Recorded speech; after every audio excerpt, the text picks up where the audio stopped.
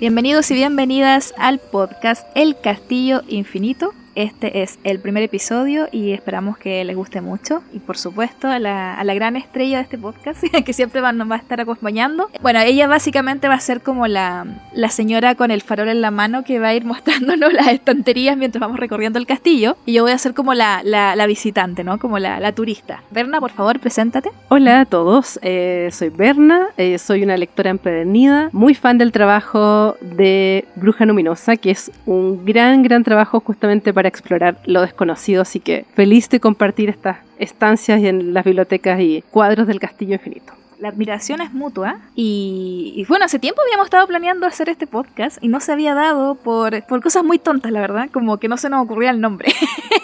Pero, ¿qué te parece lo del castillo, Berna? Me parece que es la metáfora perfecta para hablar de todas las cosas que nos gustan, desde pensar como en el castillo como un reservorio de todo lo que nos entusiasma, el castillo de Drácula, el castillo de Falkenstein, el castillo de Frankenstein, mil cosas entretenidas que habitan los castillos y finalmente como este reservorio gótico de castillo, casa, cabeza encantada, así que feliz. Hace poco me leí un libro que se llama El Palacio, la Ciudadela Mental, que es un libro que habla sobre el estoicismo. Es el mejor libro que he leído sobre estoicismo, entre tanto bulo hoy en día.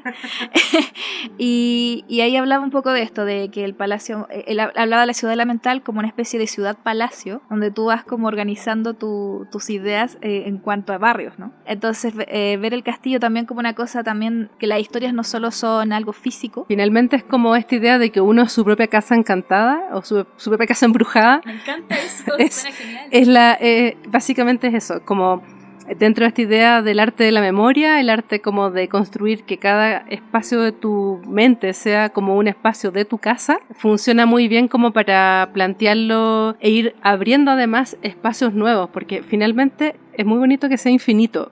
Uno tiene múltiples espacios interiores para encontrar y para conocer, que va descubriendo. Entonces, en realidad es como abrir esa puerta, esa guardilla, ese altillo, y cuando uno sueña y sueña con casas que se siguen descubriendo y abriendo, es un poco lo mismo pasa con la cabeza de uno. El tema del podcast todavía no lo vamos a revelar, estamos haciendo la introducción para que vean un poco nuestro estilo. Este tema de las casas lo ve este autor chileno, el Donoso, ¿no? Ah, bueno, pero José Donoso tiene muy buenos libros, en general. Ahora hace poco empezaron a reeditarse, se empezó a reeditar en inglés, a publicar en inglés, más gente lo está empezando a conocer, es un gran autor y tiene sobre todo un rollo con las casas y como reflejo de la burguesía o de la aristocracia chilena en decadencia. Y tiene Coronación, que es un clásico incluso que tiene película, etcétera, que justamente refleja eso, este derrumbe de la aristocracia chilena entre otros temas. Y tiene El obsceno pájaro de la noche, que es uno de los libros más conocidos, que tiene que ver también con esta aristocracia decadente que intenta ocultar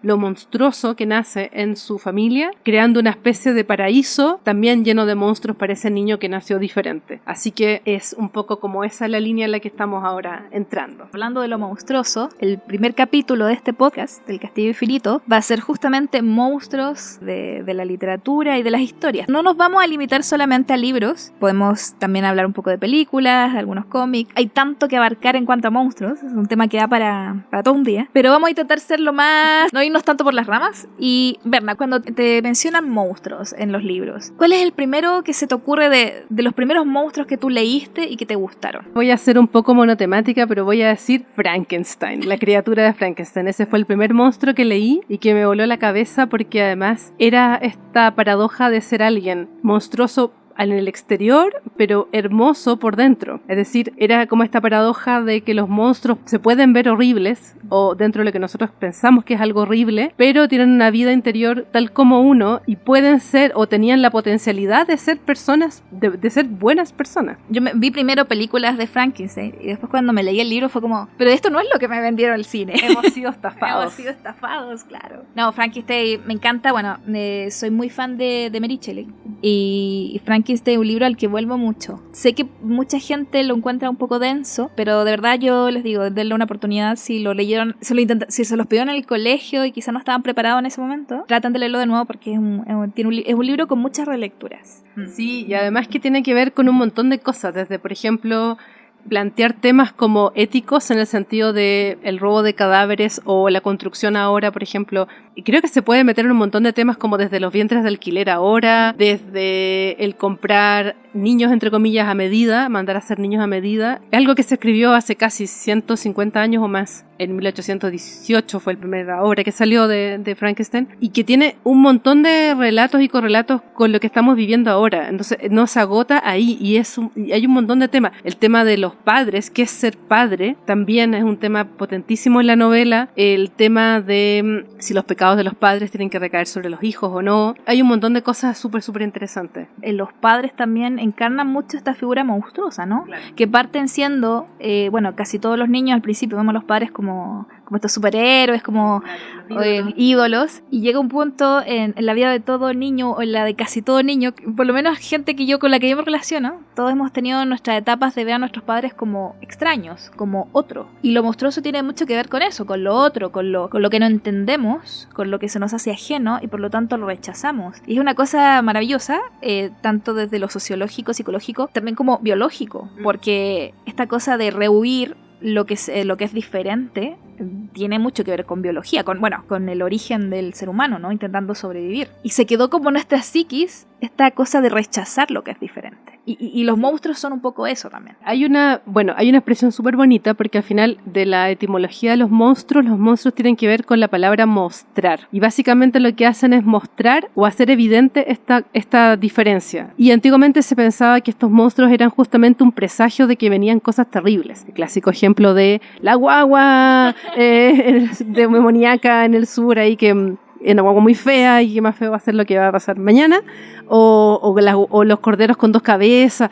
En general, todos estos signos se consideran como justamente símbolos de que va a venir algo terrible, como un anuncio de los dioses, un anuncio de que la gente esté alerta y preparada porque va a pasar algo. Entonces, siempre se tomó esta diferencia como algo preocupante porque, claro, se aleja completamente de la norma social, cultural, humana incluso. Me gustó mucho ese que mencionaba el tema del sur, o sea, de Chile, sobre todo esto de la guagua o del chupacabra.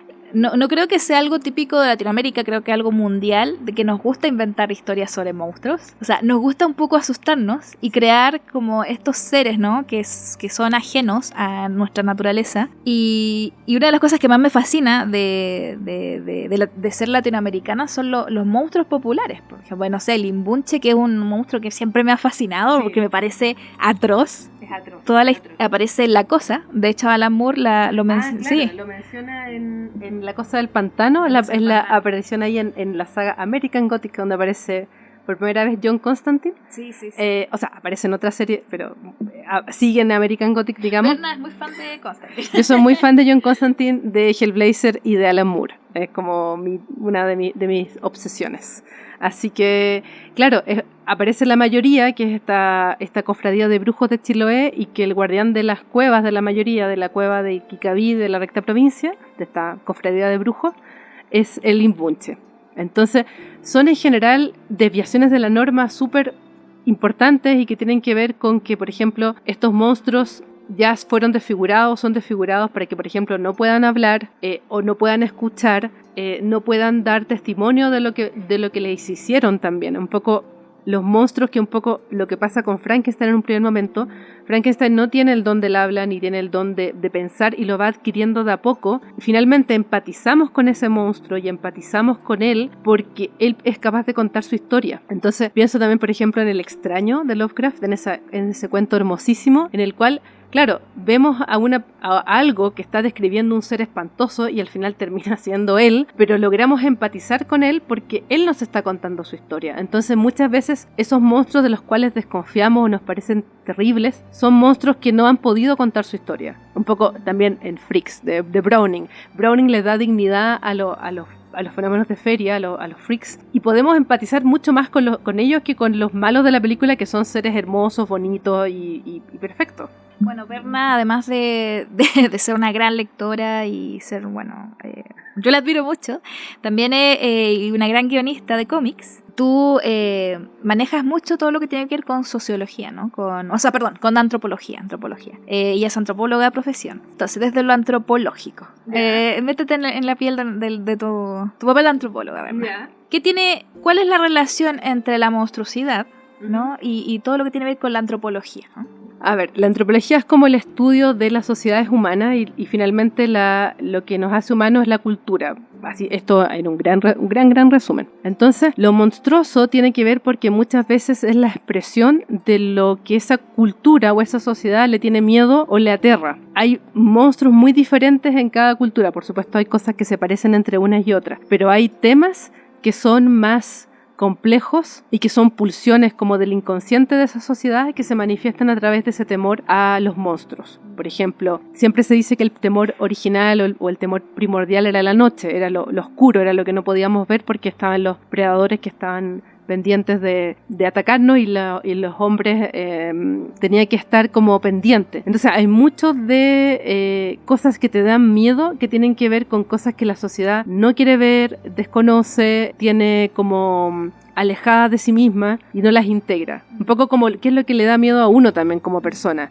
como qué son las cosas que te dan miedo a ti o qué cosas consideras tú que son monstruosas. Mi primer encuentro con lo monstruoso en la literatura fue con Mr. Jekyll y Mr. Hyde. Ah, claro. Sí.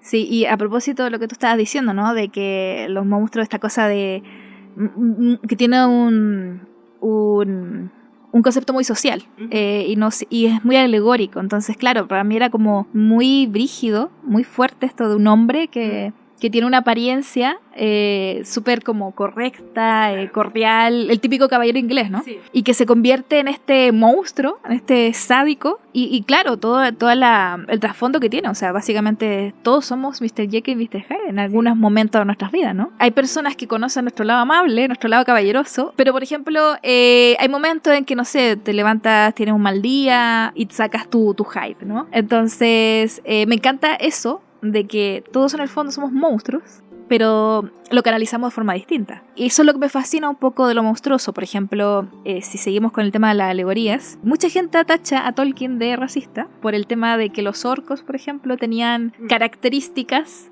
similares con minorías, ¿eh? Y yo nunca lo vi así, fíjate. Quizá, a ver, estaba hablando de un señor inglés, claro, de cierta, no sé si decirlo élite, clase social, sí. Y tendría sus ideas. Pero siento que él tenía este típico concepto de lo malo como lo oscuro, ¿no? Y además de eso, algo que también la gente se le olvida mencionar es que Tolkien lo que se plantea de los orcos es que son elfos corruptos. Es muy bonito porque en el fondo no es que los orcos sean como, entre comillas, de una representación de alguna minoría, sino que en estricto rigor son los mismos elfos que son bellos, puros, buenos, inmortales, etcétera, que son corrompidos por Sauron. Entonces, por Sauron, básicamente. Entonces, la idea también es, si quieren hacer esta alegoría, es cualquier persona de la sociedad común y corriente, si uno entiende los elfos como, por ejemplo, aristócratas, su reverso oscuro puede ser estos orcos que son también el reverso oscuro de estos elfos. No sé si lo relacionaría con algo racial o con algo específicamente de algún tipo de sociedad, sino que es más bien como la representación alegórica de Tolkien de esta corrupción del anillo, que básicamente lo hace con todos. O sea, Gollum es un ejemplo de eso, que es la corrupción de los hobbits. Hay una corrupción también de los enanos por los anillos de los reyes enanos.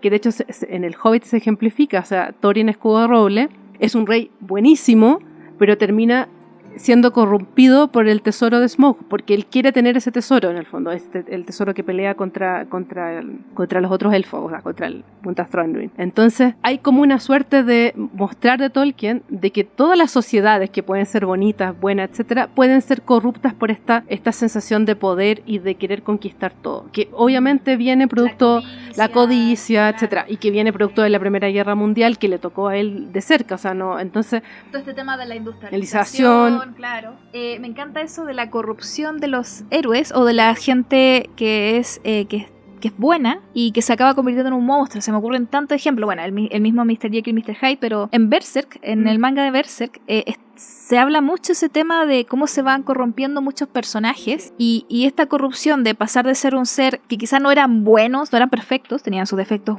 eran humanos, pero que se acaban convirtiendo en monstruos sin moral, sin sentimientos, y esto se ve a través de lo físico. O sea, todos, no quiero dar mucho spoiler que no se haya leído Berserk, lean Berserk, por favor, que es uno de los mejores mangas que hay. Sí, por favor, lean Berserk. Algún día haré un video sobre el arte de Berserk. Muy bien, lo tengo viendo. Pero ahí pasa eso, de que muchos personajes se deforman, cambian físicamente después de esta corrupción, ¿no? Y se transforman en monstruos. Claro. Y me encanta eso, me encanta como... Bueno, de hecho, lo que hace Miura es incluso crear esta marca de la bestia, o esta marca demoníaca, que es la que lleva Guts, y que lo va transformando. Y de hecho la misma armadura Berserk te deforma también. O sea, la armadura hace que tu cuerpo cambie con la armadura. O sea, te transforma en esta especie como de una especie de perro negro gigante, medio mutante, y que te va devorando por dentro también. De hecho, el famoso Skull Knight, que es como el caballero calavera, técnicamente habría sido también un usuario de esa armadura y habría quedado completamente convertido en hueso por lo mismo. Es un gran personaje. Sí. No, y es genial como esta lucha de Guts por no corromperse. O sea, él siempre, bueno, esa es como la gran trama de este viaje de Guts, que es un viaje de mucho dolor, de muchos baches, de mucho sufrimiento, y el sufrimiento te puede transformar en un monstruo también, claro, porque... Volviendo a eso, que es súper buen ejemplo, porque por ejemplo Griffith, que es el clásico, Griffith no hizo nada mal, no, hizo algo todo mal. Siempre están divididos. Basta de eso.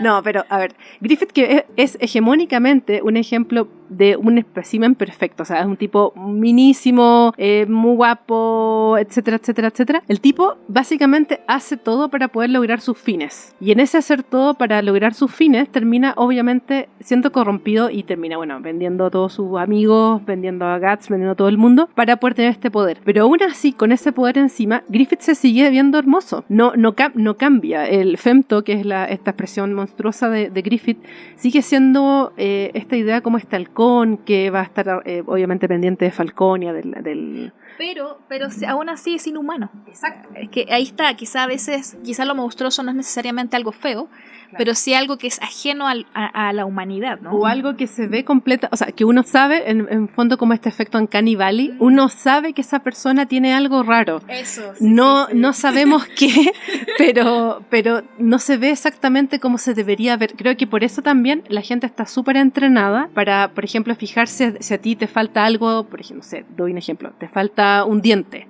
te falta... Si hay algo que no esté como dentro de la norma, dentro de lo que sería normal, la gente tiene muy buen ojo para fijarse inmediatamente en eso. Entonces, cuando alguien tiene esta perfección o estas caras que la gente se modifica con cirugía plástica, llega un minuto en que efectivamente no se ven humanas, se ven, es como uno dice, esta persona es demasiado perfecta para no haberse hecho algo, es como extraño, hay algo ahí que no me calza. Sí. Entonces... Sí, de hecho, yo una vez discutí con una amiga que ella es fan del K-pop y hay canciones de K-pop que me gustan, pero yo le decía, pero estos tipos, míralos, se ven muy falsos, se ven muy raros, yo no confío en ellos. y yo le decía, es que no te venden esta idea como de perfección que a mí se me hace muy antinatural. A ver, hay una película que se me viene a la mente ahora que se llama Good Night Mother, creo que se llama. Que es de dos hijos, bueno, no sé si la conoces sí. Que su mamá se va a hacer una cirugía estética. Y vuelve toda vendada, porque pero los hijos sospechan que esa no es su madre. Y claro, esta cirugía estética, ¿no? Cambiar, quizá para volverse más lindo, pero a través de ese cambio, esa búsqueda de la belleza, a veces se oculta algo monstruoso también.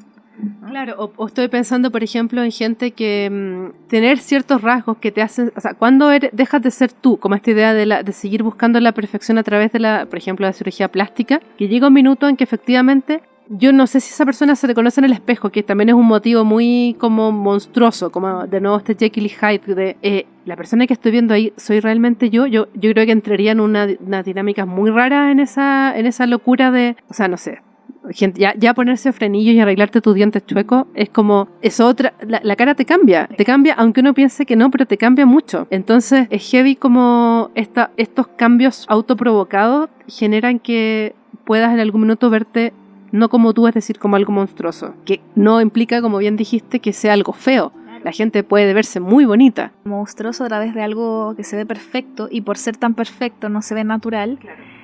No sé, lo vemos todo lo que tiene que ver ya con la ciencia ficción, por ejemplo, ¿no? Y bueno, ahí entramos en otros derroteros. Quizá no tiene tanto que ver la ciencia ficción con el terror, pero es que lo monstruoso, al menos yo no lo veo con algo que tenga exclusivamente que ver con el terror, o con algo que dé miedo, sino con algo que es diferente y que es rechazado. Entonces, la ciencia ficción tiene mucho de eso. Y tú, Berna, que eres expertísima en esto. Libro de ciencia ficción donde se aborda un poco esto de lo monstruoso, de lo ajeno. Asimov, por ejemplo, tenía cuentos muy de ese estilo, ¿no? Tiene un cuento precioso que se llama El niño feo.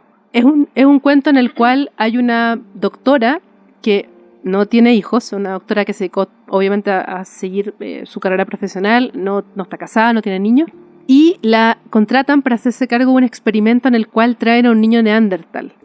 Traen a un niño del pasado al futuro para poder hacerle pruebas y en fondo como identificar qué sucede con la humanidad. Y el niño es un niño efectivamente feo para los estándares actuales, porque los primeros homínidos tenían rasgos distintos, tenían, no sé, la mandíbula más grande, la frente más hacia adelante. Entonces el niño les provoca repulsión a todos. Y la doctora, que también le da mucho asco a este niño, decide igual hacerse cargo de él porque es un niño y le da pena. Como, bueno. Y empieza a trabajar con él y hacerse cargo de él y hacerle las pruebas y hacer los test de inteligencia que le piden y todo, hasta que le dicen, bueno, el experimento se acabó, ahora vamos a devolver al niño a su época. Y ella le dice, pero es que ya no pueden devolverlo porque este niño ya ha estado acá fuera de su época durante, no sé, meses. Le enseñamos a hablar, le enseñamos a, no sé, a hacer otras cosas. ¿De qué le va a hacer? O sea, lo devuelven a su época. O yo pensaba lo que pasó, como por ejemplo con los zoológicos humanos, es decir, llevas gente de pueblos originarios a ser exhibido como un animal de circo a estos zoológicos y después intentas como devolverlo, lo que pasó, bueno, con el caso de Jimmy Button, que era este aborigen que llevaron desde Tierra del Fuego a Inglaterra y que le enseñaron a comportarse, a tomar té, a hablar en inglés, pero después le devolvieron a Tierra del Fuego y es como, ¿y ahora qué hace esa persona si ya no es, ya perdió toda la socialización de su propia cultura? Bueno, no les voy a contar el final, pero la doctora toma una decisión con respecto a qué pasa con ese niño feo, que ya por supuesto a estas alturas para ella ya no es feo. Claro, qué interesante cómo va cambiando también la percepción de lo monstruoso y de lo feo a medida que convives con eso, ¿no? Sí, exacto. Porque de nuevo esta idea de que muchas veces los monstruos, como no tienen voz propia, tú rellenas en tu mente con respecto a cómo son, y después cuando los conoce, por ejemplo, cuando la doctora va conociendo a este niño y va entendiendo cómo funciona, qué hace y cómo es, se da cuenta que es un niño común y corriente, como todos los niños de la época. Entonces es también como esta idea de como una especie de alegoría a tómense el tiempo de conocer a la persona diferente, a saber qué pasa ahí, de quién es. Estoy pensando en, de nuevo, esta idea de llevar gente de pueblos originarios a ser parte de estos zoológicos humanos, que era mostrar como, miren cómo viven estas personas. Esas personas eran personas igual que todos. Lo que pasa, como si fuera un zoológico, incluso como también está esta broma de estos zoológicos extraterrestres, en el cual están los humanos ahí puestos para que la gente de otros planetas los observen, pero al final la gente termina siendo gente. No se vestirá de la forma que se viste la persona de la época, pero es gente igual, es gente que cría a sus niños, que los quiere, que los cuida, que está pendiente de ellos, etcétera. Entonces, si era un experimento para que la gente viera lo distinta que es la gente, al final es darse cuenta que la gente es muy parecida igual. Es como un experimento fallido en ese aspecto de todos estos promotores de los zoológicos humanos. Y ahí está la importancia un poco de la antropología, la buena antropología, ¿no? Que rescata todo esto para poner estas diferencias culturales sin mostrarlas como algo como, oh, miren, una feria de los freaks, ¿no? Claro. Sino más como, mira, este pudiste haber sido tú, pero naciste en esta cultura, no naciste en esta cultura, así de simple. Y esa cosa de invertir un poco el rol. Eso me acabo de acordar de que hace un par de meses, a propósito de esto, de hecho lo voy a anotar porque no se me va a olvidar. Tuve un sueño, a ver. Soñé que estaba en una cueva. Y era una cueva enorme, tipo Minecraft. Okay. ¿Ya? Y habían puros cíclopes. O sea, toda la gente era de un ojo y yo era la extraña porque yo tenía 2 ojos. Claro, pero para mí lo raro eran ellos. Claro. Pero como ellos eran la mayoría, ¿quién era el monstruo? Yo. Bueno, esa es mi interpretación, ¿no?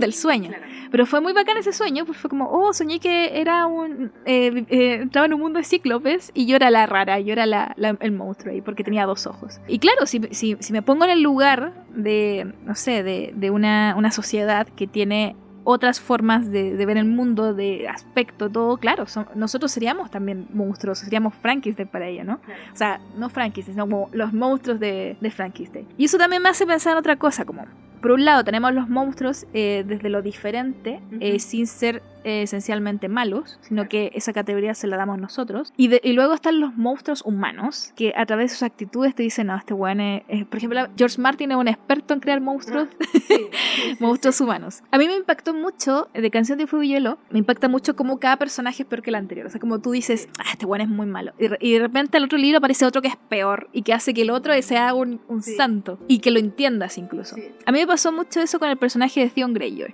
Es un personaje que me gusta mucho, porque, bueno, yo me leí voy al día. Muy bien. Pero bueno, en los que se vieron la serie también cachan al personaje. Porque Theon Greyjoy al principio todos lo odiábamos por lo que hizo, ¿no? Pero después cuando aparece Ramsay y lo convierte en un monstruo, o sea, porque pensemos que Theon era súper guapo, un hombre guapo, súper orgulloso, un arquero, un tipo así que se enorgullecía de estar con todas las minas, y llega Ramsay... Le hacen la gran Griffith, básicamente. Le hacen la gran Griffith. Es una tortura tipo la que le aplican a Griffith en Berserk también, es como una tortura psicológica y física para quebrarte y para dejarte convertido como en un despojo humano, literalmente. Exacto. Sí, es terrible. No, lo que le hacen a Theon me impactó mucho porque le quitan todo lo que él amaba. Bueno, la tortura básicamente le quitan su nombre, claro. Le quitan su elegancia, lo castran. Bueno, eso en la serie. En el libro no se sabe. En el libro no queda claro. No queda claro, pero se sospecha que... Todos sospechamos que sí, básicamente porque Martin es muy cruel con sus personajes. Demasiado, sí. Hablando de monstruos. Sí. Le cortan los dedos para que ya no pueda disparar el arco porque era muy bueno. O sea, todo lo que lo hace él... lo pierde y se vuelve o sea, todo lo desprecia, nada más que se convierte en un traidor. Le quitan ¿no? los dientes, le pegan, le queda como con dientes menos, o sea, como todo terrible. Pero a través de esta desfiguración que sufre Theon, y de que pasamos de verlo como un villano a una víctima, y nos da pena, el tipo se convierte como en una especie de antihéroe también, o sea, como porque lo que hace en el libro 4, por ejemplo, de salvar a esta niña, de arrepentirse, y ahí es cuando uno empieza como a decir, pucha, los niveles de monstruosidad también tienen mucho que ver con las acciones, ¿no? Como, y con los... Y también un poco entendía también al personaje, porque por un lado este tipo, el Theon, si bien la traición que le hace a Robb, ya todos lo odiamos, pero igual me pongo en su lugar, igual el tipo estaba contra la espada y la pared, porque por un lado sí tenía que ponerse con su familia o con su familia adoptiva, entonces claro. él también se podría decir que es un extraño, ¿no? Sí, nunca encuentra su lugar. Claro, es un poco como la gente que está entre estos dos países o dos lealtades o dos familias muy diferentes, es como, y algo heavy que en el fondo pasa con Theon también es que Martin siempre, o en general los monstruos siempre tienen como elección, como que uno siempre tiene esta opción de, como todos los personajes malos de Martin, tienen la opción de en algún minuto no seguir así o seguir como siguen, por ejemplo Ramsay y Bolton, o en la misma montaña o el mismo perro que toman decisiones como con respecto a cómo son, claro, que son coherentes con los personajes. Theon lo que hace es decir, ya, me quitaron mi dignidad, me quitaron todo, pero yo puedo seguir eligiendo y yo escojo a quién salvar. Y básicamente escoge salvar a mujeres que él antes había despreciado, se había burlado de ella, las había usado. Y finalmente, incluso él, estando como está, tiene el poder como hombre de poder salvar mujeres que están peor que él. Es como impresionante, es heavy. No, y me encanta, bueno, es que ahí está la maestría de Martin, de cómo hacer evolucionar a su personaje de forma súper conmovedora, claro. Porque claro, nada está al azar. El hecho de que salve a Jaime, que claro, ni siquiera es una niña de alta cuna, claro.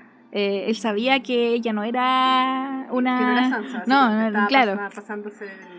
Ya, toda esa transformación y de cómo recupera su nombre, claro. Eso es como pasar de ya el tipo que era un monstruo, el típico como tipo malo nomás, claro, y después monstruo ya más físico, como esta cosa como el deformado, pero después se vuelve a recuperar un poco su dignidad, ¿no? Esta como metamorfosis. Y eso es algo que me gustaría ver más en las historias, como caída, o sea, como que el tipo nunca fue bueno en realidad, pero después cae más abajo de lo que ya era, pero después se sobresale un poco o se redime, pero sin tampoco convertirse como en un, ya, entonces el tipo se redimió, es perdonado. Claro. Porque también en el mundo de Martin los personajes pagan y pagan mucho.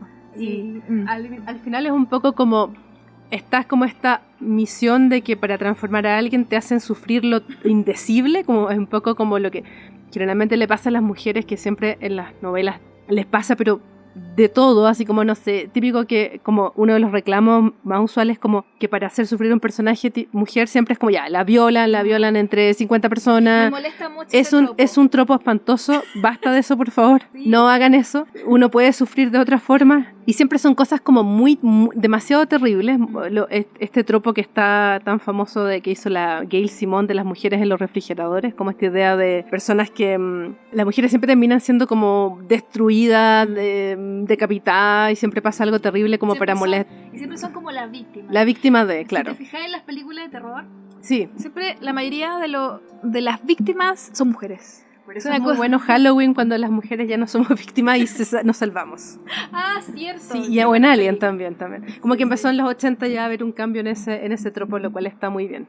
Sí. Pero en general es como esta idea de que para que este monstruo cambie, tiene que sufrir tanto y a veces, o sea, lo que le está pasando a Berserk, básicamente, sí. a Guts, que es como, tiene que sufrir tanto y es como, pucha, por favor, denle un respiro a este pobre hombre, porque de verdad es demasiado. Pero después uno aprende que, claro, en la vida uno a veces tiene que pasar por esas cosas terribles, como estas noches oscuras del alma que dice la gente, para más que ser buenos, para poder empatizar, claro. Para desarrollar la empatía con la gente que antes uno no la tenía, o la tenía, en el caso por ejemplo de Theon, no tenía esta empatía con las mujeres, no tenía esta empatía, y para algo cuando te pasa a ti, o cuando te toca, se va a vuelta la tortilla, te toca a ti pasarlo mal, es como poder empatizar con el resto de la gente. De hecho, hay una escena hablando del tema del abuso sexual, que es típico de las mujeres. Bueno, yo sospecho que ese tipo sí sufrió abusos sexuales es que es bacán George Martin como da pistas. Como le da pistas, sí. Porque hay una escena en que una mina intenta seducirlo y lo toca y él como que la rechaza, se aleja, sí. Y no quiere que lo toquen, que es algo que el Theon antiguo nunca habría hecho, claro. Porque el tipo era como mujeriego, ¿no? Sí. Entonces ahí está como, y esta cosa después salvar mujeres que son víctimas de ese tipo de agresiones, ¿no? Ahí está como, se me hace el clic. Claro. Y también esta cosa que dices tú de ver a los monstruos como para empatizar, por eso necesitamos a los monstruos en las historias, para crear esta empatía, ¿no? Y para darte cuenta también de que a veces tú también eres un poco eso. A mí me pasó mucho con Frankenstein. Y me pasó con Frankenstein, me pasó con el mito de la medusa, que es una cosa como, loquísima lo de la medusa, que siempre la vean como un monstruo cuando es la total víctima. Claro. La víctima que se vuelve un monstruo. Claro. No, pero en el fondo tiene que ver un poco con eso, porque en el fondo los monstruos son el reflejo oscuro de uno. Entonces ahí uno tiene que pensarse con cuál monstruo uno está empatizando más o cuál monstruo no te gusta nada. Es como pensar como ya, ¿qué monstruo a ti te parece? Por ejemplo, a mí Griffith siempre me ha parecido despreciable, así que tengo que ahí analizar qué me pasa con Griffith. Y lo otro es como esta idea de que en el fondo hay ciertos monstruos que son monstruos colectivos, es decir, monstruos como, ¿cuáles son los monstruos más comunes de tu país o de tu sociedad o de tu familia? ¿Cuál es el tema o el tema monstruoso que siempre se va repitiendo? También hay un tema ahí a investigar o evaluar. Por ejemplo, no sé, antes era como el clásico viejo el saco, era como ya, el viejo el saco te va a llevar. En mi casa era el diablo te va a llevar, en casas muy religiosas, el diablo no sé qué te va a llevar. Vengo de familia evangélica, entonces también me metía mucho eso del diablo, y bueno, el mandinga, que en el campo se le... Patas de hilo. El patas de hilo, me encanta ese término. Los nombres del diablo chilenos son los mejores. Pero yo le tenía terror al trauco. Bueno. Terror, y además que, bueno, es genial porque el trauco al fin y al cabo es una representación de los agresores sexuales. Claro. Y claro, que una mujer que una niña imagínate que yo era niña y yo no entendía muy bien todavía todo este rollo, pero ya Claro. me daba esas vibras, ¿no? De soy una mujer y estoy en peligro. Claro. Le tengo miedo al trauco, ¿no? Y además que el trauco como criatura mitológica es bien terrible porque además es como enano, es un enano, es alguien chico con mucha fuerza, entonces como literalmente la representación de alguien que te puede tomar y te puede forzar y tú no te puedes resistir, porque lamentablemente los hombres tienen mucho más fuerza que las mujeres, o sea, eso es una realidad y nada que hacer. Entonces yo me acuerdo que conversaba con un amigo mío que es muy flaquito y es muy delgadito, y él me decía, estoy impactado porque descubrí que los hombres tienen en promedio 3 veces más fuerza en el tren superior, es decir, en los brazos. Dijo, yo soy un alfeñique, pero si yo te agarro los brazos y te los tengo, te los voy a poder tener un buen rato, tú no me vas a poder hacer nada. Yo le dije, en realidad no, porque nada que hacer, no se puede. Entonces, que existe una figura mitológica que sea como chica, es decir, incluso más chica que una mujer de estatura promedio, pero que te pueda someter igual y tú no te puedas negar. Además que hay ciertas historias en las cuales el trauco hace que tú como que te desvanezcas o te olvides, no recuerdes muy bien qué pasa, como que te encante un poco. Es bien terrible porque es como literalmente estoy a merced de esta pulsión sexual muy fuerte de este monstruo mitológico que además va a provocar que quede embarazada, que es otro terror, al menos mío, otro terror importante, como estar embarazada sin quererlo, como dar un hijo al mundo, un hijo también monstruoso, como en el fondo que puede ser finalmente hijo del incesto, en el caso del trauco como hijo del incesto, hijo de personas que no podían estar juntas, madres solteras que querían a lo mejor tener hijos y que lo justificaban con el trauco. En el campo, bueno, no sé si será ahora, pero era muy típico que el patrón que abusara de sus empleadas, ¿no? Sí. Y que después cuando la empleada se embarazaba intentaban desaparecerla, ¿no? Como, o mandarla lejos, o incluso a veces ya nos quedamos con el niño pero le damos nuestro apellido, pero tú desapareces. Entonces estas cosas también, como siento que la mayoría de los monstruos vienen del campo, porque igual en el campo pasaban cosas muy turbias, ¿no? Y los monstruos eran una forma de representar personas, seres humanos reales. Claro. Y en Chile está lleno de eso, porque él estaba pensando en este tema del imbunche, por ejemplo. Y digo, ¿a quién se le ocurrió esta idea tan horrible de agarras un bebé, lo deformas y lo convierte en esta criatura tan fuerte? Le pegas este pie en la espalda, se lo coses, le coses la boca, todos los orificios del cuerpo, es como... ¡ah! ¿A quién se le ocurrió eso, no? Sí. Obviamente gente traumatizada.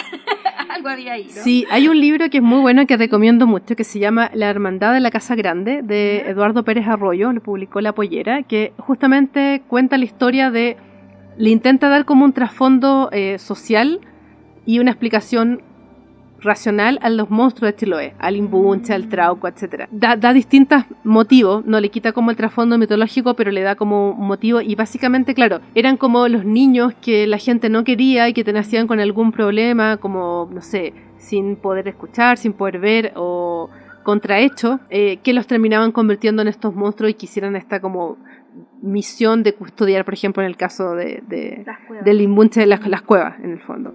Pero es bien terrible porque es como, claro, pienso siempre, es otra obsesión mía particular, en el hombre elefante. La película es hermosa, o sea, es terrible porque ese hombre sí que sufrió muchísimo, y también es un poco como cuál es el rol de estos monstruos en la sociedad. En este caso, él no le quedaba otra visión, a pesar de que era un hombre súper instruido, sabía leer, etcétera, y era muy inteligente, muy sensible. La misma estaba como atrapado en ese cuerpo, que al parecer tenía este síndrome de Proteo, que es esta enfermedad donde te crecen anormalmente los huesos, etcétera, y estaba condenado a estar como en este circo de freaks permanente. Hasta que, bueno... Y esta cosa como el hombre elefante, que ya sería una persona real, o sea, esta es una historia de un hombre que realmente existió, ¿no? Sí. Bueno, últimamente me aparecen mucho en YouTube videos de personas con problemas heavy. Por ejemplo, el otro día estaba mostrando el caso de una mujer que vive, creo que en Colombia, y tiene una enfermedad muy, muy rara que hace que le dicen la mujer árbol, porque le salen las verrugas como que parecen, claro, como ramitas de árbol. Exacto. Y su hija hereda eso, porque lamentablemente, más encima, pobre mujer, es que de verdad, cuando yo veo estas cosas, yo de verdad digo, bueno, agradezco, claro, que malagradecida soy de andarme quejando, weá, cuando lo que le pasa es que a esta señora la abusaron. y quedó embarazada. Su hija más encima hereda la condición. Y le hacían, y estas mujeres tenían que envolverse sus pies porque les dolía caminar, ¿no? Y aún así, la resiliencia que tenían me sorprendía. Y hasta yo me sentía sucia viendo el video de puta, hoy día me quejé de una weá, ¿eh? Y veo estas dos mujeres, mujeres, porque la otra era una niña, tenía 13 años. Y aún así, por ejemplo, las trataban súper mal, había gente como en el pueblo que eran supersticiosos, ¿no? Claro, es que no como esta idea de lo diferente, y la gente le tiene miedo a esos diferentes. Como estoy pensando, por ejemplo, también en la gente, los hombres lobo, que es básicamente gente que tiene pelo en todo el cuerpo, y que también, de nuevo, como con estos freaks de circo, como la gente los va a discriminar o les va a tener miedo porque no se ven como se ve el resto de la gente. Entonces hay gente que lo puede abrazar y puede decir, le voy a sacar partido. Yo siempre me acuerdo de una historia terrible de una mujer que tenía acromegalia, que es básicamente que te crezcan anormalmente la cara, las manos, los pies. Ya, pobrecita. Y ella era mamá soltera, tenía 5 hijos y decidió criar a sus hijos ganando como el título de la mujer más fea del mundo. Ella no tuvo ningún problema, o sea, me imagino que tuvo problemas, pero prefirió hacer eso para poder tener plata, poder alimentar a sus hijos, cuidarlo y pasearse por ferias de freaks haciendo como con ese disclaimer, así como la mujer más fea del mundo, que debe haber sido terrible, porque además es una enfermedad que te da mucho dolor, etcétera. Entonces como uno dice, claro, que heavy que cueste todavía tanto como apreciar esa diferencia, como no entenderla como algo monstruoso o algo malo per se. Y me pasa algo curioso con, bueno, no solo personas reales, sino también protagonistas que son monstruosos pero encarnan el bien. Al ser ellos estos atributos físicos que se perciben como buenos o deseables, ¿no? Ya. Y la forma en cómo ellos aún así se sobreponen a esas cosas o tratan de ver el vaso medio lleno, ¿no? Me hace sentir que yo soy el monstruo. Así como weón, este personaje o esta persona, aún así con esto logra salir adelante, hacer esto, y ese nivel de empatía que logró, ¿no? Y de sentir como, no sé, siento que estos personajes están ahí para darnos un poco esa cachetada, ¿no? De, mira, weón, en verdad, sí, tu vida es difícil, pero puedes salir adelante. Sí, mira, si esta persona con agromegalia, por ejemplo, pudo alimentar a sus hijos, aprovechando su condición y exponiéndose al ridículo, o sea, por favor, o sea, muchos de nosotros sí podemos también sobrellevar ciertas cosas, ¿no? Y además también te da como esta noción de que, o sea, uno siempre es muy crítico con uno mismo y uno siempre tiene esta idea de que uno es una persona monstruosa, fea, y realmente yo creo que el 80% de la gente que cree que es fea o que no sé qué es una persona muy normal. Sí. Y no es fea, o sea, es una persona común y corriente. Creo que la belleza es lo raro y la fealdad extrema es lo raro. En general, la mayoría de la gente está en un promedio en el cual, o sea, nadie se va a fijar en las cosas que tú te fijas o que tú crees exageradamente que son muy terribles. Es como, no sé, tengo un ojo más chico que el otro, tengo la nariz muy grande, tengo los dientes feos. Sí, quizás no son como el promedio, pero no es algo terrible. Pero cuesta darse cuenta que eso es así. Claro. Porque te estás comparándose todo el rato, y compararse es fatal porque obviamente no hay ninguna como medida de normalidad, entre comillas. O sea, bueno, el tema de la cosa física, y que tiene mucho que ver también con la monstruosidad, ya la bruja mala es una anciana fea, claro. Mientras que la protagonista es una princesa bonita y todo esto, ¿no? Relacionar la fealdad con la maldad, ¿no? Bueno, yo siempre destaco esta hermosa frase de Ambrose Bierce, uno de mis escritores favoritos, que dice en su diccionario del diablo: bruja, mujer fea y vieja en perversa alianza con el demonio. Segunda acepción: mujer joven y hermosa en perversa alianza con el demonio. Básicamente no hay mucho que hacer ahí. Las brujas son todas, así que los extremos. Claro. Así que si es joven y hermosa, desconfiemos. Si es vieja y fea, desconfiemos. Tenemos que hacer un podcast para hablar de las brujas. Sobre brujas. Sí. Y volviendo a monstruos de la literatura, ¿qué monstruos de historias, no es necesario que sean de libros, pueden ser de cómics, te causan mucha repugnancia o te estremecieron o te perturbaron en su momento? Yo voy a decir una cosa muy loca. A ver. Siempre que me preguntan cuál es uno de mis monstruos preferidos por lo terrorífico que me parece, yo menciono la Biblia. Es muy loco, porque yo no soy religiosa. Ya. Pero la Biblia es un libro muy interesante. Sí. Y el Leviatán. Bueno, es que esa es como ya la monstruosidad máxima, así como el fin de los tiempos, se acerca. No, y esta cosa es que aúna todos mis miedos. Es como ya, El mar. megalofobia, de cosas muy grandes. Claro. El mar, El mar, la profundidad. sí. Algo que encarna el caos y la destrucción, ¿no? Y no sé, para mí es como unir a Cthulhu con, con no sé, un megalodón y, no sé, un monstruo cósmico sin forma, ¿no? Como que encarna todo. Sí. O sea, siempre me dio miedo el Leviatán. Y lo peor de todo es que, claro, vengo de una familia religiosa, entonces... Y siempre era para mí como el epítome de lo monstruoso. Era como algo que está en el mar, que es grande y que es bíblico. Y la Biblia tiene muchas criaturas bastante monstruosas. Bueno. Siento que es un libro muy sádico en algunas partes, sobre todo si leen el Antiguo Testamento. Es que es el libro de los libros. Ahí Sí. tienes muchas cosas. Tienes una bruja, tienes la bruja de Endor en la Biblia. Cierto.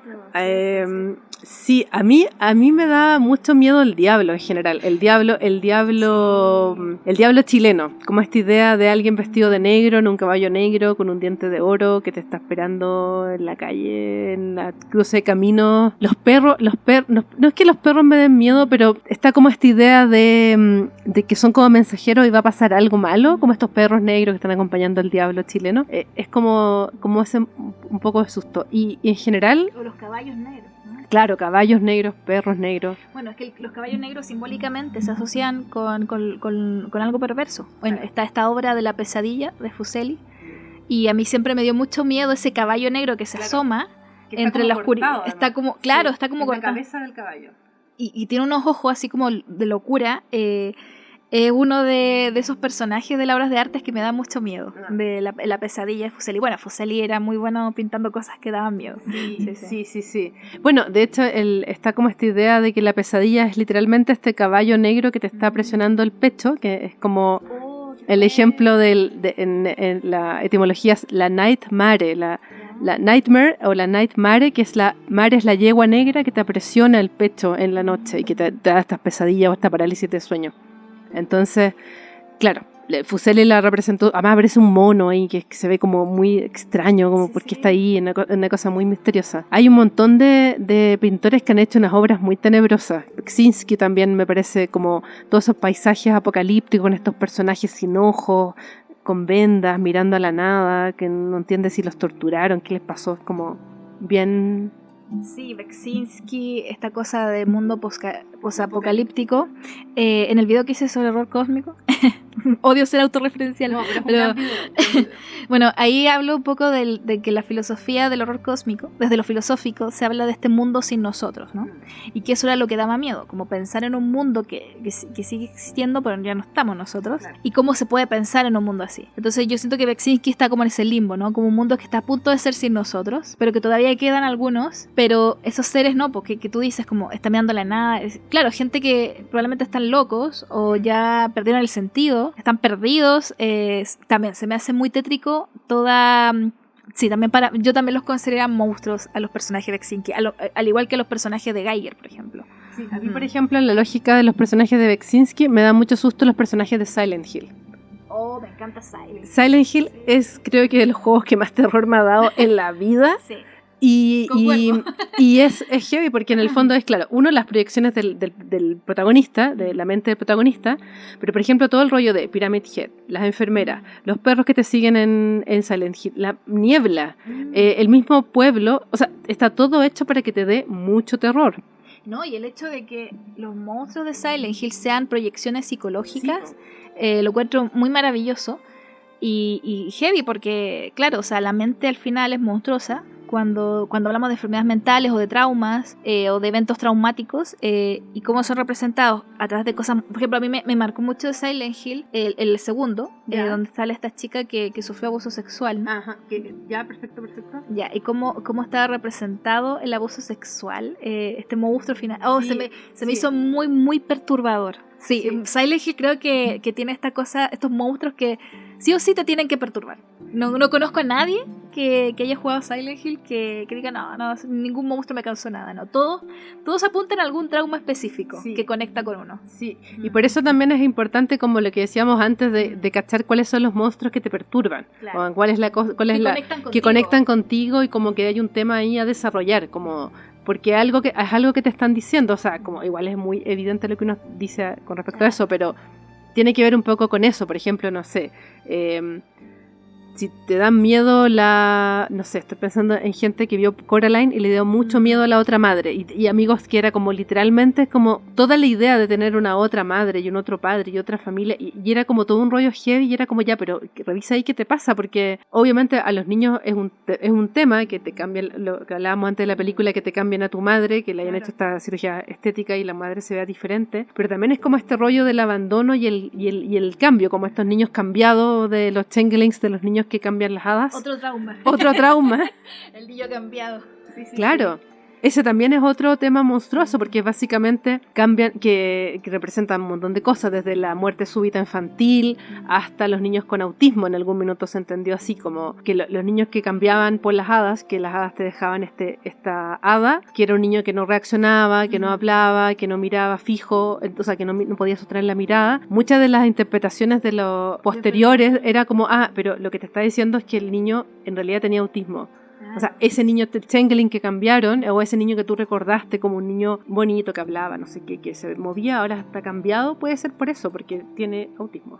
Tantas personas que sufrieron enfermedades mentales en una época en que no se sabía, claro, que fueron acusadas de tantas cosas, ¿no? Sí. Como de, claro, de ser un vampiro, de ser una bruja, o de que, no sé, de que algo, o que era incluso, o también cosas buenas. No, este tipo es, no sé, mago, ¿no? Claro. Cuando en realidad tenía esquizofrenia, ¿no? Claro. Y me pasa, bueno, hablando de monstruos de los libros infantiles, me gusta ese tema porque siento que hay libros infantiles que saben crear muy buenos monstruos. A mí, cuando yo leí La historia interminable, a mí me perturbaba mucho la nada. Es que la nada es heavy. Sí, la nada. Bueno, esta cosa que también representa mucho esta cosa de algo que se aproxima a ti, pero que no es nada, ¿no? Como que el horror cósmico que te está hablando. Claro. Es que el horror cósmico infantil, sí. El horror cósmico cuando ni siquiera sabía lo que era el horror cósmico. Claro. Estamos leyendo horror cósmico en Michael Ende cuando no había horror cósmico todavía. No había Lovecraft. Antes de Lovecraft estaba ahí. No, es muy bueno ese libro. Aparte que ahí Bastián, el protagonista, Bastián Baltasar Books. Baltasar. Sí, las 3B. Las 3B. Una cosa que, si bien me gusta la película, pero el libro yo lo recomiendo más porque ahí pasa algo que no pasa en la película, que también es lo que hablábamos antes de la corrupción, ¿no? De persona que se va corrompiendo. A Bastián le pasa eso, se va volviendo malo el cabro chico, básicamente. Sí. Y toda esta cosa que va pasando, cómo se relaciona eso con la nada y con lo del nombre, ¿no? De la emperatriz infantil y toda esa cosa, todo eso se me hacía tan profundo y tan poético. Y claro, lo que más me daba miedo era la nada, porque cuando yo era chica también tenía mucho miedo a ser olvidada o a ser abandonada. Ok, ¿ya? Claro, es un miedo infantil heavy ese, sí. Sí, como perderme o ser abandonada. Claro, que son cosas que tú decías, porque uno tiene que estudiar, ¿no? Como, claro. ¿por qué algo te causa tanto trauma? Estúdialo. Sí, investíguelo. Sí. Y claro, la nada para mí era eso, como se van a olvidar de mí, me van a abandonar, la nada ya no voy a existir, ¿no? Y es muy heavy porque tiene que ver un poco como con este estadio de los niños en los cuales si tus papás no te miran, tú ya no existes. Como esta idea me veo reflejado como en mis padres, y si mis padres no me hacen caso, dejo de existir. O sea, ¿cuándo existo realmente? Entonces hay todo un tema ahí como con este miedo al abandono, este miedo a que no me vea reflejada en el otro. Entonces también hay un tema como con esta...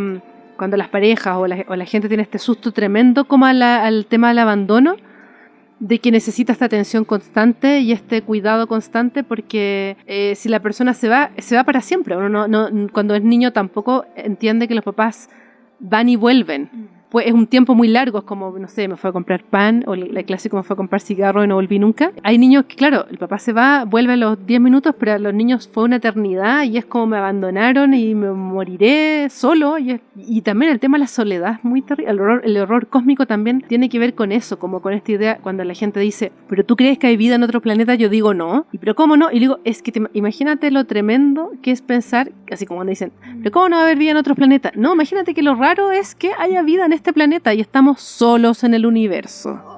Y eso a mucha gente le causa un terror brutal. Así como, no puede ser.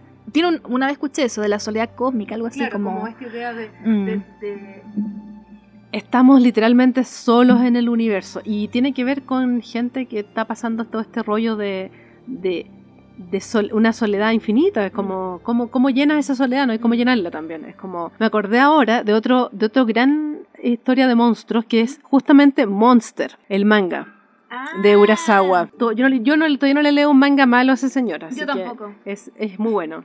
Yo tampoco. Mira, no me he leído Pluto. Ya. Pero me lo tengo que leer. Pero me leí Billy Bat, Billy Bat es excelente. Es muy bueno y Sí. se habla muy poco de él. Sí, la gente no enganchó. Yo creo que quizás lo encontraron muy gringo. Es que me encantó como esta idea de la caricatura, como este Mickey Mouse. Yo lo veía como un monstruo. Sí. Era como un monstruo cósmico también, Sí. Billy Bat. Sí, Sí. buenísimo manga. Bueno, 20th Century Boys,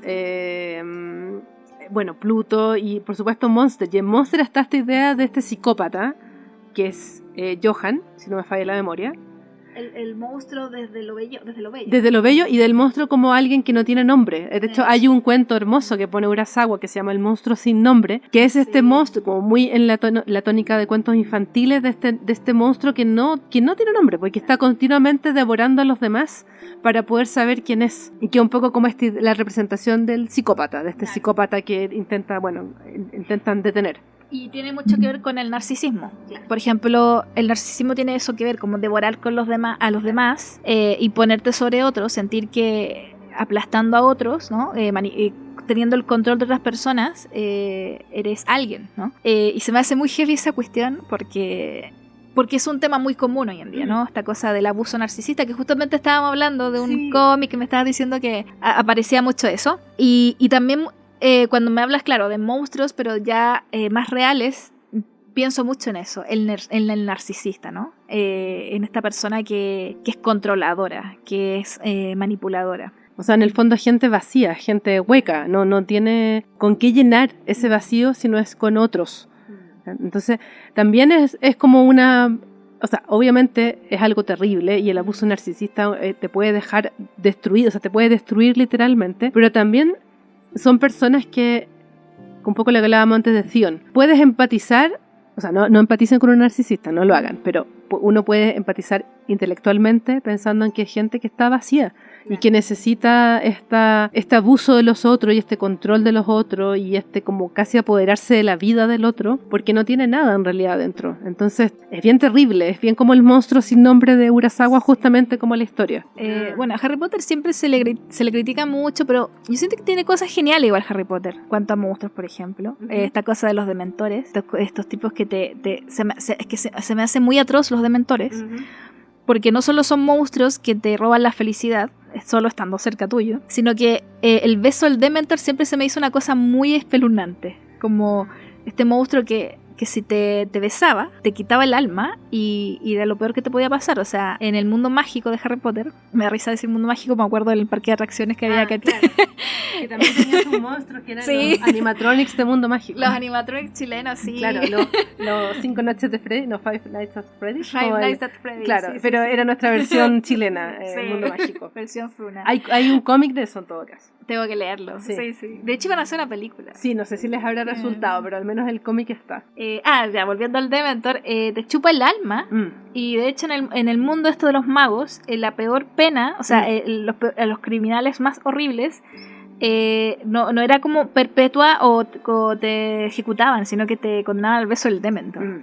Y esa cuestión se me hacía atroz, era como, weón, qué horrible que te condenen a eso, así como... Claro, porque era como dejarte como una cáscara vacía otra vez, era como dejarte como esos dementores también, es como quitarte todo lo que te hacía humano, todo lo que te hacía una persona y dejarte como un cascarón vacío, entonces literalmente es como que te hagan una lobotomía para mí. Es como una lobotomía así heavy. Claro. No, en Harry Potter hay dos cosas que me traumatizaron, lo de los dementores, que yo aparte que leí esos libros siendo muy chica, entonces... agradezco un poco eso también, haber podido leer Harry Potter antes de ver las películas. Muy bien. Y lo que pasa con Voldemort también al final, de que esto de que fragmenta su alma. Bueno, hablando de monstruos, Voldemort obviamente es un monstruo de manual. Y lo que le pasa después es horrible, o sea, como porque él lo que hace es separar sus almas, fragmenta eso se llaman Horrocrux. Horrocrux. Entonces el tipo, para ser inmortal, para que no pudieran matarlo, él lo que hace es dividir sus almas en 7 y encierra esos pedazos de sus almas en diferentes objetos. Se me hace muy, muy genial esa trama, o esa parte de la trama de los libros. Y lo que pasa cuando destruyen todas sus almas es que el tipo se convierte en una cosa, como una masa sanguinolenta que no está ni vivo ni muerto y está en un limbo. Es como, weón, la wea más horrible que te puede pasar es lo que le pasa a Voldemort al final. Claro, ahí es como... Es súper heavy la historia de los Horrocruxes porque sigue un poco la idea de los cuentos de hadas tradicionales en las cuales hay un cuento ruso que es muy famoso que se llama el Koshchei sin muerte. Y Koshchei sin muerte, que era básicamente una persona que no podía morir, lo que hace es sacarse el corazón y esconderlo en una caja, dentro de un huevo, o sea, lo va como una especie de muñeca rusa, lo va escondiendo y finalmente olvida dónde lo deja. Entonces al final quiere morir, un poco lo que también le pasa eso a Hattie la loca en Sandman, que también ella esconde su corazón, se le olvida dónde lo dejó y quiere recuperarlo, pero se lo olvidó. Entonces también es muy bonita esa idea de la inmortalidad que consigues finalmente olvidando lo que te hace humano. Qué hermoso. Sí, es muy hermoso, pero terrible. Eso también está en la tradición chilena, los calcus, los brujos mapuches. Sí. También escondían su corazón. También, claro que no me consta que lo olvidaran. No, pero no, eran tipos muy... Claro, pero esta idea que si, o sea, la metáfora es si escondes tu corazón, que es lo que te hace humano, tu humanidad, puedes volver a ser inmortal, o en este caso en los calcus eres un brujo quien no tienes remordimiento, o sea, en las pruebas de la brujería tenías que matar como a la persona que más querías en el mundo, tenías que hacer un montón de pruebas, pero esa era una de las peores. Y es bien heavy esta idea de tengo que encontrar este corazón y matando ese corazón la persona por fin logra morir. Pero matando eso matas tu propio corazón. Claro, al final termina muriendo porque el corazón es lo que te da la mortalidad, la humanidad también. O sea, podríamos definir que el monstruo desde lo negativo sería alguien que está vacío por dentro. Claro. Esa sería como la conclusión. No tiene alma, no perdió su corazón, perdió lo que le daba, lo que le proporcionaba la empatía, por ejemplo, la capacidad de sentir algo por otros y no solo por sí mismo. Claro, y en el fondo, al perder eso, es alguien que lo único que le interesa es conseguir sus fines o conseguir lo que quiere, pero al final tampoco lo logra porque cuando no tienes corazón no sabes lo que quieres. Claro. No tienes como el propósito de vida o no tienes como lo que quieres hacer. Entonces, por eso los monstruos también es como matan tan aleatoriamente o matan tan como por deporte o tan como pensando como de nuevo en esta idea de porque no tienen propósito. Porque no hay un propósito, claro. Entonces, y por eso también son tan peligrosos, porque no tienen nada que perder tampoco. Claro, el hecho de que son el caos mismo, ¿no? Claro. Esta cosa de que arraso todo a mi paso. Y ahí es cuando vienen los monstruos típicos, como Freddy Krueger, como las típicas películas de el asesino que mata por matar, ¿no? por el placer. O en el fondo, claro, es un asesino... Como Terrifier, no sé si has visto Terrifier. Ya, perfecto, sí. Que en el fondo son como... quedan reducidos como una categoría muy animalesca en el sentido de que... O sea, ni siquiera tampoco tan animal, porque no es que maten para comer o no es que matan por deporte. Claro. O matan porque eso es lo que los hace felices. Entonces, estoy pensando en Alien, que es una máquina de matar. Estoy pensando que cumple un poco esa función como animal. Voy a matar para poder incubar mis hijos. O sea, no estoy matando gratuitamente, estoy matando para poder continuar mi especie. O sea, que es horrible como todo el proceso, pero uno lo logra entender de cierta forma. Pero en general todos los asesinos seriales o estos monstruos que decías tú, era un poco como voy a matar porque se me ocurrió. Claro. Y es bien... Bueno, hay una lógica detrás de esos asesinatos, pero de todas formas es bien terrible. Es como la maldad por la maldad, ¿no? Sin propósito, ¿no?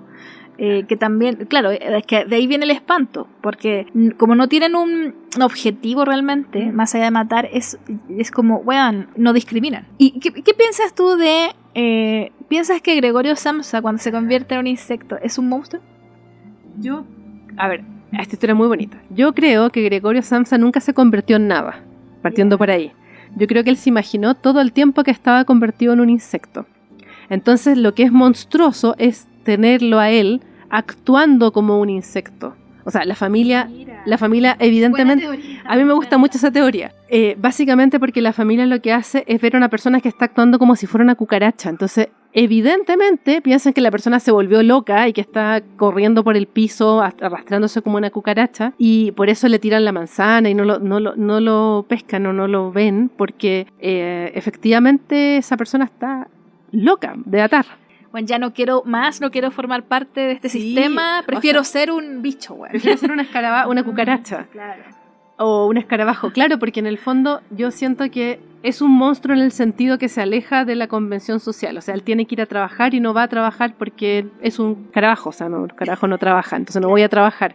Y me encierro en mi casa porque me da vergüenza. O sea, porque igual hay un concepto, me da vergüenza esta situación en la que estoy, que básicamente es un hikikomori, es un paria social. Ya en esos años Kafka estaba escribiendo eso, es como alguien que no es un miembro útil, entre comillas, de la sociedad. Entonces, alguien que no sale de su cuarto, alguien que la familia le tira la comida por debajo de la puerta. Es muy contemporánea y es muy aterradora porque hay mucha gente que está pasando por eso mismo también. Sí. Y de hecho yo me sentía muy identificada, bueno, es que fue uno de mis libros favoritos, de hecho ese libro me marcó tanto que yo literalmente cambié mi forma de escribir después de leer ese libro. Así de heavy. O sea, yo antes escribía puros libros como fantasía o tipo Alejandro Dumas. Cuando era adolescente. Me leí ese libro y fue como cambié el chip. Y claro, lo que decías tú, como, ¿por qué algo te afecta tanto? Hay algo, ¿no? Y claro, cuando yo empiezo a sufrir depresión, yo no sabía que tenía depresión, pero claro, probablemente me veía muy reflejada en ese personaje porque lo típico, no quería salir de mi casa, no quería hablar con nadie, esta cosa de aislarse, ¿no? Estás como convertida en este insecto, básicamente. Insecto. Que además, de nuevo, es esta idea como de que uno se ve feo o se ve como un insecto, pero está todo en tu cabeza, o sea, uno no es así, ¿cachai? E incluso como, claro, alguien deprimido, literalmente, o sea, no te vas a bañar, no te vas a peinar, vas a estar... No limpias tu entorno, o sea, literalmente va a ser como estar como Gregorio Samsa en su cuarto, sucio, con cosas. Y la familia también, cero empatía con la situación, o sea, tampoco intentaron ayudar mucho, o sea, fue como literalmente onda, oye, levántate, anda a trabajar, no sé qué, y... Ya no nos eres útil, claro, te dejamos atrás. Te aislamos, claro. Sí, y un poco también como lo que le pasaba a Kafka mismo. Kafka también tenía un trabajo de oficina que odiaba, Él se sentía como un monstruo de la sociedad. Y muy alienado porque en el fondo él lo que quería era escribir, era contar esta historia y tenía que estar como obligado trabajando en esta empresa, también rindiéndole cuentas a un padre que era muy autoritario, muy como exigente, con hipersensibilidad a los ruidos, entonces también era una persona que claro, escribió estos cuentos maravillosos que son, o sea, que siguen siendo contemporáneos hasta el día de hoy, como incluso el mismo drama de la burocracia kafkiana es algo que podemos ver incluso más ahora, hoy en día también. Sí, no, a mí me aterran mucho las historias de Kafka porque apuntan mucho a traumas personales. Por ejemplo, a mí me aterra la idea de volver a trabajar en oficina. Claro. Porque es muy traumatizada con el ambiente laboral, encima justo cuando estaba mal, deprimida, entonces todo se juntaba. Entonces para mí leer los libros de Kafka ahora es como, no, qué horrible, así que no quiero volver a eso. Es como la pesadilla de toda persona, como estar en un trabajo que odia, con compañeros de trabajo que odia y haciendo algo que odias, pero además algo que mi adorado David Graeber ya lo dijo en Trabajos de Mierda, haciendo un trabajo alienante porque es un trabajo que no sirve para nada. Como el mito de Sísifo. Claro. Como que te sientes como que estás empujando una roca y que la roca cae y tienes que volver a subirla. Claro, como gente que literalmente, yo siempre me acuerdo que Graeber estudia como cómo la burocracia y cómo el capitalismo ha hecho que ciertos trabajos sean trabajos que existen para que las personas tengan dinero, pero que en estricto rigor no contribuyen en nada. Da 5 ejemplos de trabajos de así. Y él contaba el caso de un chico que le pagaban mucha plata, pero mucha plata en Alemania, y él lo que tenía que hacer era como ingresar unos códigos en una empresa de seguridad. Y él lo único que tenía que hacer era ir con un maletín, con el notebook, a un lugar donde había una persona que él siempre cambiaba y le ponía el código en el maletín. Y él se devolvía con el maletín a la casa. Y eso era lo único que tenía que hacer. Y él, uno no entendía para qué estaba haciendo ese trabajo, era un trabajo que entre comillas era muy fácil. O sea, Graeber empezó a estudiarlo porque dijo, pero este es un trabajo, quiero que me paguen a mí por hacer eso. Pero llegó un minuto en que se dio cuenta que el chico no podía más porque literalmente lo que hacía no tenía ningún sentido, no se sentía importante para él en ningún momento y no tenía ningún tipo de recompensa como que vieras que tu trabajo realmente servía para algo. Y aunque le pagaban mucha plata, el chico renunció, no sé, duró 2 meses haciendo eso y después se fue a un trabajo donde le pagaban menos, pero hacía algo que para él era tenía más sentido. Entonces, claro, es un poco eso también, como que el gran infierno o el gran drama de Kafka hasta ahora es mostrarte que muchas veces estás en trabajos que no te dan sentido y eso puede ser algo realmente monstruoso y terrorífico. Sí, o sea, el tema principal de Kafka, como tú mencionas, que es el sinsentido, es uno de los grandes miedos del ser humano, ¿no? Como carecer de propósito. Y esto lo veo a diario, o sea, yo conozco casos de gente que se ha jubilado y lo detesta, porque perdieron el sentido, ¿no? Entonces, por eso yo siempre digo, por favor, gente, no hagan que su trabajo sea su vida, porque traten de diversificar un poco sus actividades, porque si no te pasa eso, que pierdes esa cosa que le da todo el sentido a tu vida y colapsas, o sea, te puede dar una depresión, te puedes, no sé, la mente es muy frágil. Y por eso también yo siempre recomiendo que, yo sé que es más fácil decirlo que hacerlo, a veces no se puede, pero hagan acciones altruistas, escojan apoyar a alguien, o sea, yo lo veo como, no sé, gente que apoya a perritos de la calle, gente que apoya rescata gatitos, gente que va a asilos de ancianos a cuidarlo, gente que dona sangre de manera altruista, gente que va a comedores... O compartir conocimiento.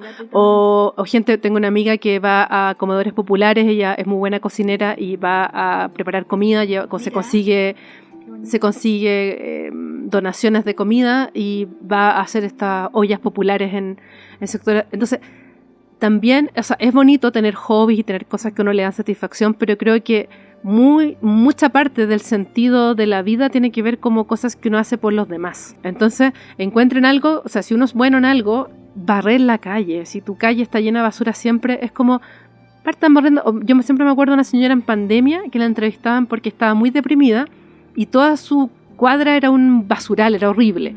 Y ella todo el día decía, ay, la municipalidad no hace nada, nadie hace nada. Y un día dijo, ya, ¿sabes qué más? Yo me voy a poner a barrer porque ya no aguanto esta mugre afuera. Y empezó a barrer y se dio cuenta que le hacía súper feliz porque veía su cuadra bonita, limpia, etcétera.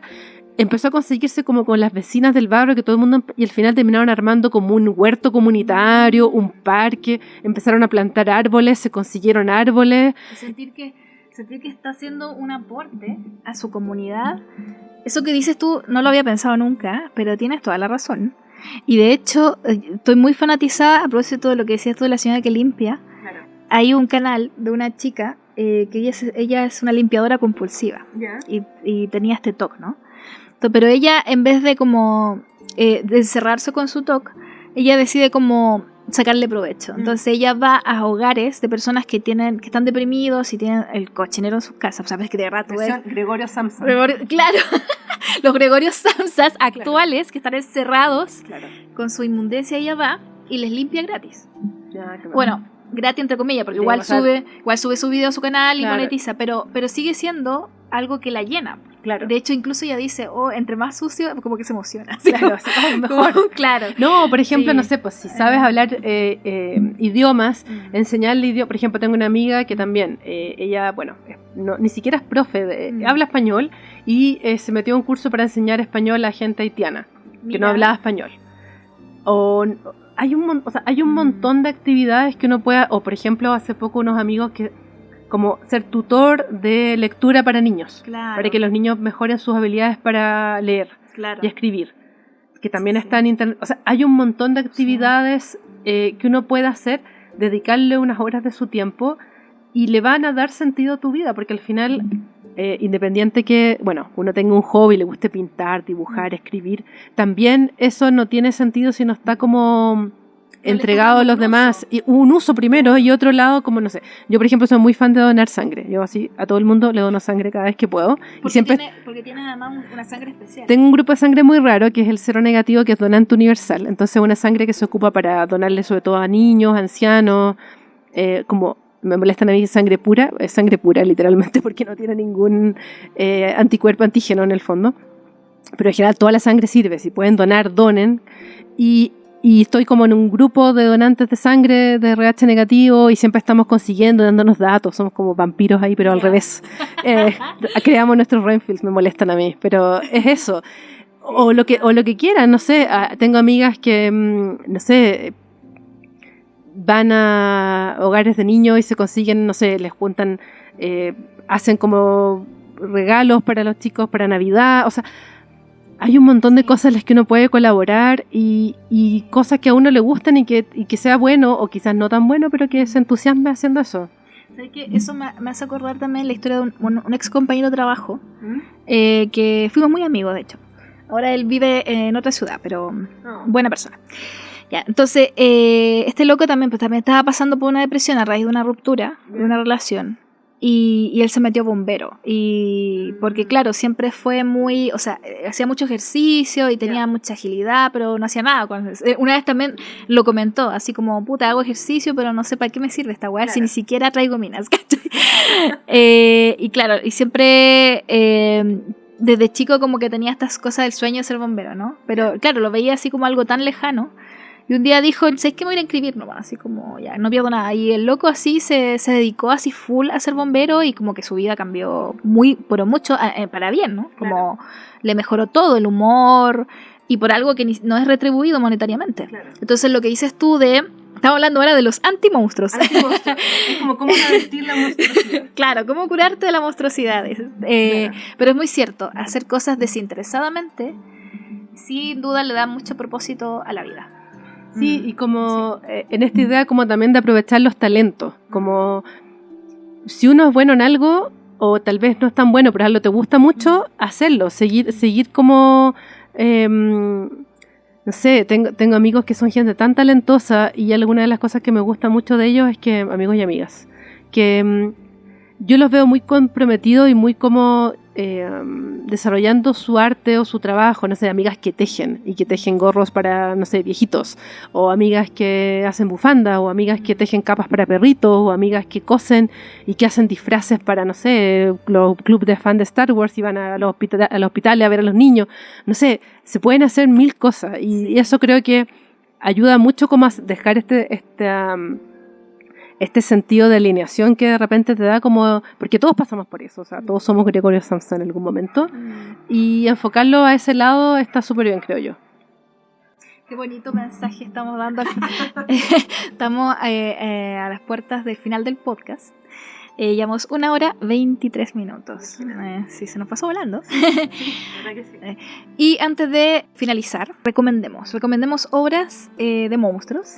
Yo quiero recomendar un cómics que se lo he recomendado a Berna muchas veces, yo sé que ella se lo va a terminar leyendo, y que se llama Lo que más me gustan son los monstruos, de Emil Ferris. Es un cómic genial porque rescata, bueno, es una oda a las típicas revistas pulp, con estos monstruos de estas revistas de terror de la época, y toda la estética apunta a eso, pero la historia misma es excelente. Bueno, el dibujo es precioso y además la historia es muy buena. Entonces, si ustedes buscan como una buena estética, les gusta toda esta cosa de la estética de las revistas pulp, de estos monstruos, estas historias de terror, y además buscan una muy buena historia con personajes muy bien escritos, comprense ese cómic. Ya, ese cómic recomiendo yo a propósito de monstruos. Y otro cómic que quiero recomendar que se llama Murderabilia. Básicamente es de un chico que también busca el propósito de su vida y llega a un pueblo perdido en la nada y encuentra un museo muy raro. Y es un museo de puras cosas de asesinos en series. O sea, como, mira, esta hacha pertenecía a Gacy. O esto es... Y el dueño del museo le empieza a contar como historias de los objetos del museo. Al tiempo que el chico, se va conociendo a otros personajes del pueblo. Y te das cuenta de que en el fondo el pueblo da más miedo, la gente del pueblo, que los asesinos, un poco de lo que le habla este tipo, este dueño del museo. Y es genial porque es un poco como esta cosa de que a veces la gente como más religiosa o más buena en apariencia es más monstruosa, ¿no? Claro. Y me hizo acordar un poco también a la lotería, el cuento.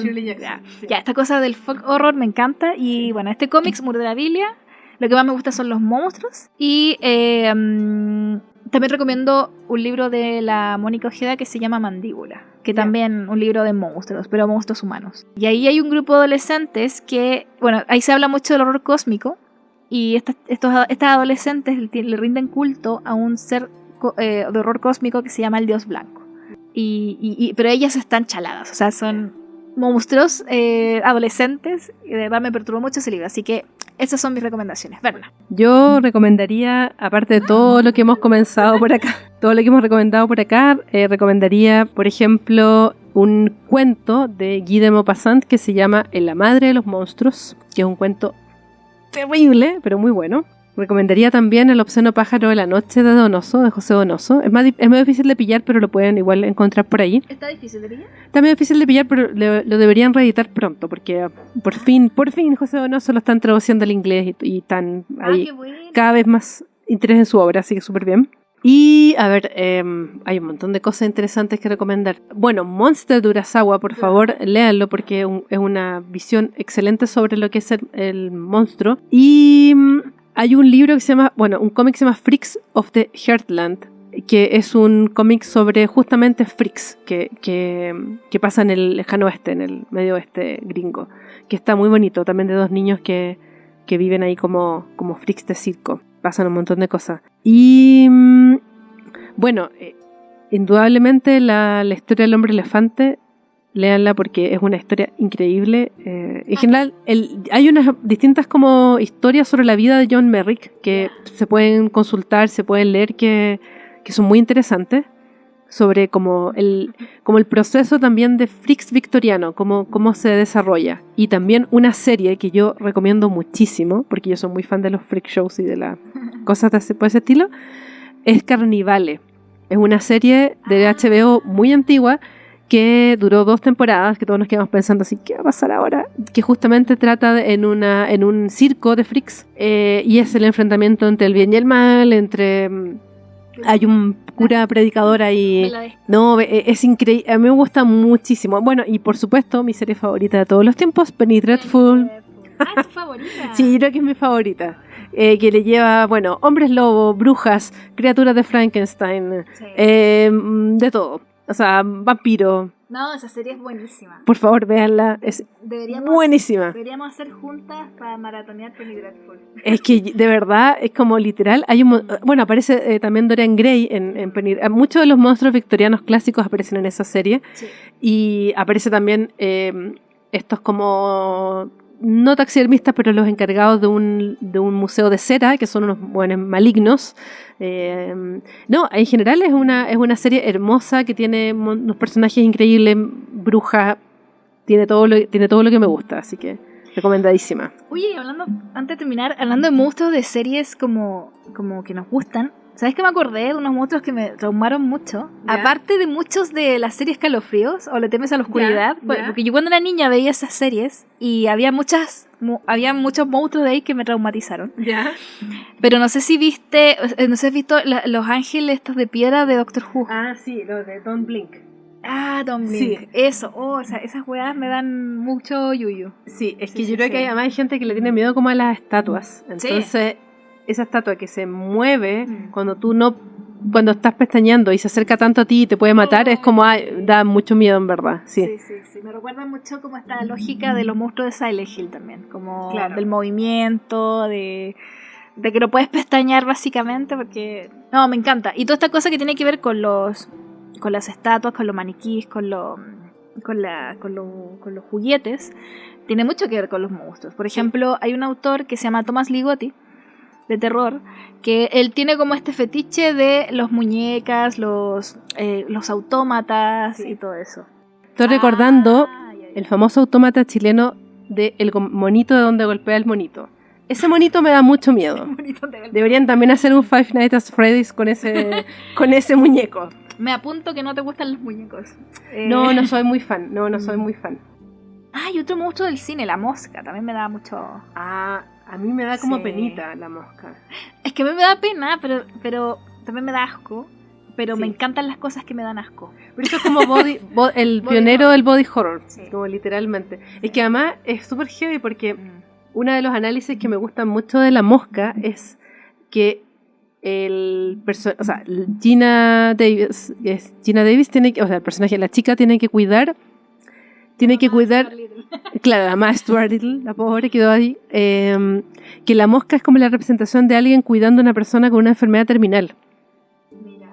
Entonces, claro, es todo el proceso de tener que cuidar a alguien que tú ves deteriorarse y que sabes que se va a morir, que es un poco lo que le pasa a la mosca, es como ese proceso, me estoy descomponiendo, estoy mutando algo que es diferente, que además es muy asqueroso porque la mosca al final no puede comer, no puede hablar. De nuevo esta cosa del monstruo como deshumanizado, porque ya no puede expresarse por sí mismo.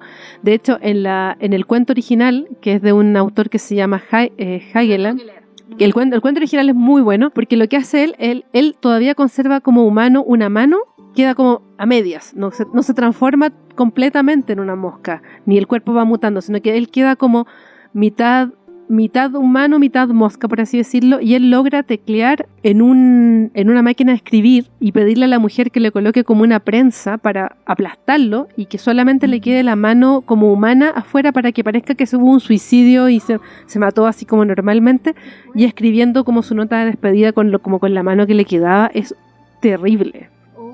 Es terrible. Léelo, por favor. De hecho, se llama muy originalmente La Mosca. Sí, Fred Hageland. Es como... uno de los cuentos, o sea, él era un gran escritor, pero de los cuentos que quedaron más conocidos fue ese, porque obviamente es muy como choqueante, muy como impactante. Hicieron un montón de películas, hay como 3 películas de La Mosca por lo mismo. Antigua, con Vincent Price. Espero que hayan disfrutado esta charla. Espero que no se le haya hecho muy... siempre uno se va por las ramas, pero tratamos aquí de ir bajando, porque bueno, con la Verna nos ponemos a conversar y nos vamos a muchos temas diferentes, así que... Y bueno, si les ha gustado, espero que comenten cuáles son sus monstruos favoritos, los que más les dan miedo, también qué tipo de temas les gustaría escuchar en próximos episodios. Y Verna, ¿algo que quieras decir? No, muy feliz de hablar de las obsesiones personales con Débora, que es alguien que yo también admiro mucho. Me parece una persona talentosísima y que está ampliando sus talentos para el bien de los demás, así que estamos bien. Estamos ahí haciendo el anti-monstruos. El anti-monstruos, sí. No, quédense mucho con el mensaje que dio Berna antes del propósito de la vida y todo esto, de aportar a la comunidad, aportar a otros. Y no se queden ahí, como si tienen algo, un talento, hagan algo con eso que pueda inspirar o ayudar a otras personas. Los antimonstruos, ¿no? Así que eso sería, chicos. Muchísimas gracias por habernos escuchado y nos estamos escuchando en un próximo episodio del Castillo Infinito. Bye, bye. Bye, que estén bien.